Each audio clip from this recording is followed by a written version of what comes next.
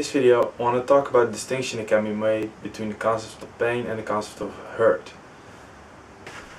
When I talk about hurt, I'm talking to the actual damage that is being done to either the physical body or just the emotions, to how you feel, or even belief structures that you have, something that negatively impacts your self-concept or the way you view the world. In other words, hurts, they don't actually feel like anything. They are more like just what you can observe. Let's say I have a cut on my arm and I can see like, oh, there's a cut there. I can just observe that damage to my arm, but I don't necessarily have to feel it, because the feeling aspect is actually the pain part of the equation, which is just an intensified version of your senses, basically, because your senses get overstimulated and they notify whenever you get hurt. Well, they send a strong sensation to through your body, which makes you notify, oh, I need to pay attention to this, and I possibly have to take some rest or go to a doctor to have this wound examined and treated. So basically how I define it, it's hurt, that's the actual damage that is taken, it's the injury, whereas pain is the actual sensation that is letting you know whether you've been hurt and how much you've been hurt. And the experience of pain can really be influenced by a lot of factors. For example, if I have a severe injury on my body, then a couple seconds later my body will immediately be flooded by a lot of pain-killing emotions, because the moment I've been injured, there will be a lot of stimulation going on within my senses that may make the pain too unbearable, and maybe I have to run a couple more distances while I've been injured. Maybe I have to go to a hospital, and I have to go there by myself. I have to walk there or something, and it may be that the pain may be too overwhelming for me to be able to walk.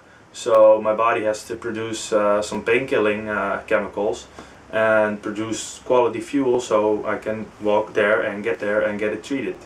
Well, that's just one way that your body can accomplish blunting the emotions, so you can do some other activities in order to bring yourself into safety. And there are other ways that pain can get influenced. For example, you can take a painkiller. If you take a painkiller, then the senses will just get numbed, and you won't suffer any pain.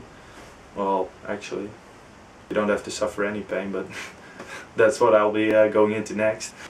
Because your mind really has a big influence on the whole experience of pain as well. It's possible to make pain worse by labeling it in such a way that it just intensifies the whole experience. I heard a quote once, I can't remember the original source, but it went like this: "Pain is inevitable, but suffering is optional."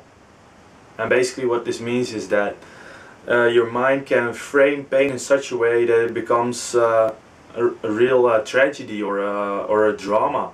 If you start relating to yourself as a victim, or you get all panicky about what the consequences of this pain will be, you can really increase your amount of personal suffering when you experience pain. Whereas if you just don't relate to it at all, you just focus on feeling the pain itself and just not labeling it in any way, then it's just pain and you don't suffer. Or maybe you can find a way to relate to it in such a way, maybe you do process it, but you relate to it in a way that actually empowers you and is comforting. I can remember that as a kid, that whenever I would have a very painful experience, I would feel a lot of pain inside of me, I would always get very panicky about it, like, oh no, what's going on with me, and is this going to be okay, and why is this happening to me, will I be okay, like all that really, all these kinds of thoughts that really just add to the drama and really make me suffer. Like it would make it worse. I wasn't just experiencing pain, but because now I was experiencing all this uncertainty, because I was worrying and panicking about what might happen and what it meant, and how I was like really this sad little person that had all this pain, and why did it happen? I didn't know why, and it really it just made it a lot worse. Eckhart Tolle talks a lot about this idea that you don't create a mental victim story of a poor little me that is suffering this pain. And I was reading a couple years ago. When I first started reading his books, I was reading his books for like a year or 1.5, and also checking a lot of other spiritual teachers that talked about this stuff. And I was really getting into it, and I thought I understood it intellectually, but somehow I didn't really have an experiential sense of it. But at some time I had this experience which was pretty profound, and this experience really taught me that suffering truly was optional. And well, sure, you may have pain, but pain doesn't really have to be something you suffer.